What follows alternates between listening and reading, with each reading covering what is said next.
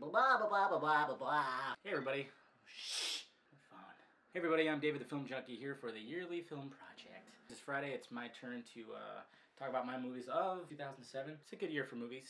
Anyways, I'm babbling and blah, blah, blah, blah, blah. Here's my green screen, my green blanket. Oh, it feels so good.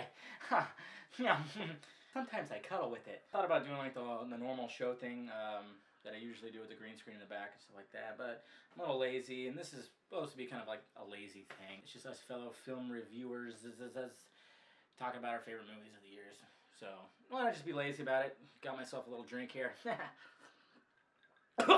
Doing my top 10 movie picks. Number 10 is actually the Best Picture winner, Best Picture Academy Award winner, No Country for Old Men. Now, it's my number 10 favorite pick, I think. I only saw it, I've only seen it about 3 times. I think twice all the way through. Shh! What I really like about this movie, shh! I swear, so popular tonight. It's a well done movie, you know. Obviously it won Best Picture of the year. The actors did great, you know, Josh Brolin, Tommy Lee Jones, and Javier, I can't think of his last name right now. That's how prepared I am for this. He did the best of all, obviously. That scene when he was in the convenience store and he was gonna flip that coin or whatever to determine if that guy was gonna live or not. That was such an awesome scene. I was literally biting my toenails.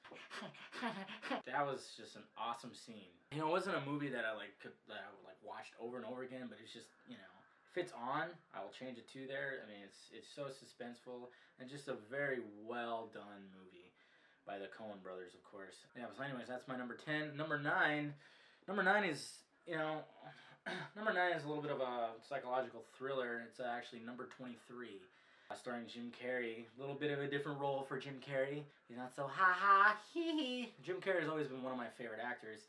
Growing up, I used to do his mannerisms like crazy when I was younger, you know, from Ace Ventura and The Mask and everything like that. This movie was very creepy, and when you're watching it, you tend to like start adding up stuff in your life, and you're like, holy crap! That equals 23. I'm scared now. I believe my birthday actually equals 23.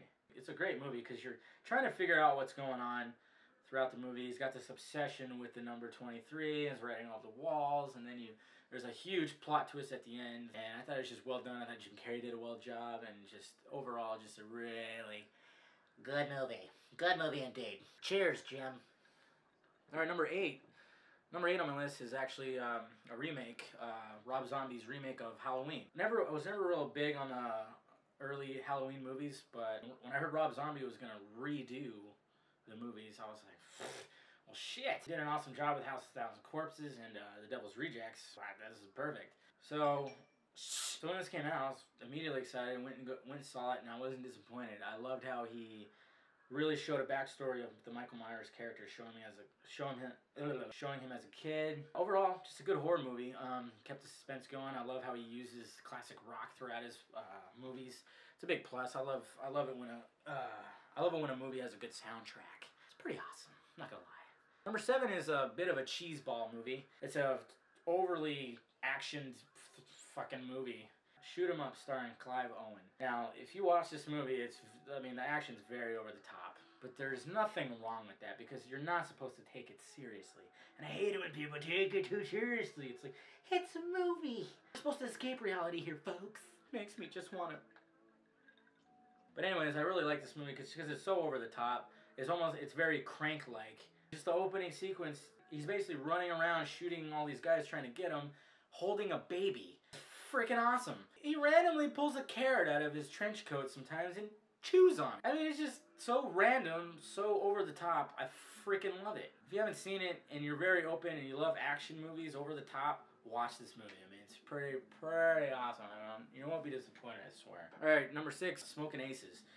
Smokin' Aces is a really well put together movie. A good story because it has multiple characters, almost very Tarantino-esque, I guess you could say. One of the stars is Ryan Reynolds, which is actually one of my favorite actors. He does an excellent job. You know, he's not just the funny guy. I mean, he has some funny lines, but he basically just plays like a level-headed FBI agent just trying to figure out what the fuck is going on. Overall, just a great movie. You got these multiple characters, and you got this one character who everybody is after in the middle. It's got awesome action. It's got a bunch of twists, pretty twisty ending, and just overall, just a well put together movie. And I got a huge crush on Ryan Reynolds. Okay, that was very gay of me. I swear that won't happen again. I like girls. I swear! Alright, number 5 on my list is a pretty random movie. I've only seen it a couple times, but I have to say, it's a really good movie. It's a movie called Fracture, starring Ryan Gosling and Anthony Hopkins. Basically what this movie's about, Anthony Hopkins murders his wife and somehow just plans it all out where he looks like an innocent victim in all of it. It's a very twisty, very crazy shit of a story. Very well acted. I mean Ryan Gosling and Anthony Hopkins, when they're talking with each other, which they do a lot, they're just excellent with each other. Probably won't be on anyone else's list. It's just like a random movie. I think that's like my random movie in this list. Alright, number 4. Number 4 is obviously on a lot of people's list, Knocked Up. Knocked Up, of course, just a funny-ass movie. Seth Rogen's big star-studded movie. We got to know him in 40-Year-Old Virgin, and now this movie came out, and of course it's a Judd Apatow movie. All the other characters, Paul Rudd, Leslie Mann, Jason Segel. It's got a good story. It's got some good drama within all the comedy. You know, it's got its off-the-wall comedy, some toilet humor. It's just got a mixture of everything, which is what I think everybody really loves about it. It's just one of those movies that you can just watch over and over again and you can quote it. And it really showed like Judd Apatow being like one of those writer-directors that can write really funny comedy, but as well as have a good story to go with it. So it's pretty awesome. Alright, number 3 is, of course, Hot Fuzz. The Edgar Wright movie starring Simon Pegg and Nick Frost. This is the second movie after Shaun of the Dead. Shaun of the Dead, they were kind of poking fun at zombie movies, and this time they're making fun of like cop action movies. They really poke fun at like Point Break and all, you know, it's just Bad Boys. It's just freaking hilarious, you know. It's not like a parody, but they just still poke fun at it, and just that's another one that just has funny ass lines. I remember watching it in the theater, just cracking up at some of the lines. It's got off the wall action. It's funny. It's got everything, you know.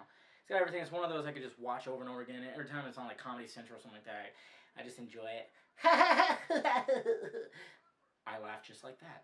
Alright, number 2 is kind of a double feature. Number 2 is actually the Grindhouse movies. This was a double feature featuring a movie by Robert Rodriguez and a movie by Quentin Tarantino. They were kind of bringing out the whole drive-in feel back in the day when they'd have a double feature and then trailers in the middle, which there was a trailer from Rob Zombie, from Edgar Wright, Eli Roth. I mean, it was just, I went and saw this on a Saturday matinee. I was hungover, I believe.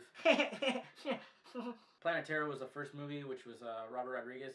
Just basically an over-the-top zombie flick. You know, there was nothing to it. I love how they had the grain in the film and everything. It was awesome. And then, of course, Tarantino's flick, Death Proof, starring Kurt Russell. Excellent movie. I think critics loved that movie, too, and it wasn't really even supposed to be taken seriously. That's how great Tarantino is. He could just take, like, just a random idea. A guy who kills girls with his freaking car. Man's a genius. Very well acted. Kurt Russell is just a madman. When I went and saw it, it was over 3 hours long because they had the trailers in the middle and 2 movies. Just an awesome experience, you know. It went by real quick. I thought it was great, and that's my number 2 pick. Alright, my number 1. Alright, my number 1, obviously, Superbad. I mean, let's face it. Everybody loves this movie, it seems. You could quote this movie for fucking days. You know, it's got a lot of toilet humor, but it's just got very smart toilet humor, I guess you could say. Superbad stars Jonah Hill, Michael Cera. I mean, these are their breakout roles, I guess you say. Michael Cera wasn't really known. He was on Arrested Development. Jonah Hill was in Knocked Up and Accepted, so he was starting to get noticed. But this was definitely their breakout roles, and I mean, their chemistry is just perfect. It was written by Seth Rogen and Evan Goldberg, and it's one of those movies that you just quote for days. Anytime it's on, I watch it. It's so funny. And of course, it was one of the first movies for my future wife, Emma Stone. She doesn't quite know it yet. Emma, if you're out there, I'm gonna do all Jim Carrey on her right now. If you're out there, hi. How you doing? I think we could. Okay, that's a whole other video. A story about friendship. A story about growing up. When you're growing up, you're going to different schools, especially when you go from high school to college. You know, there's gonna be a whole crazy transition. I mean, you're gonna lose friends. You're gonna have that fear of losing friends. So I mean, it really tackles that, as well as, you know, just the horniness of a young high school student. It's just a great movie. I can watch it over and over again. I have a t-shirt of it. I should have wore it, I guess, for this. I got my Office Space t-shirt on. Alright guys, that was my top 10 movies of 2007. Check out my normal channel, the Film Junkee. Right here, I'll put a link. Boop, boop. I do movie news, and I do film reviews as well. So please subscribe, and I'll love your face forever. Please hit the like, thumbs up button, and subscribe to the Yearly Film Project. But anyways, guys, I'm David the Film Junkee, and this is my Yearly Film Project video of 2007. Oh, baby. I'm not quite drunk yet.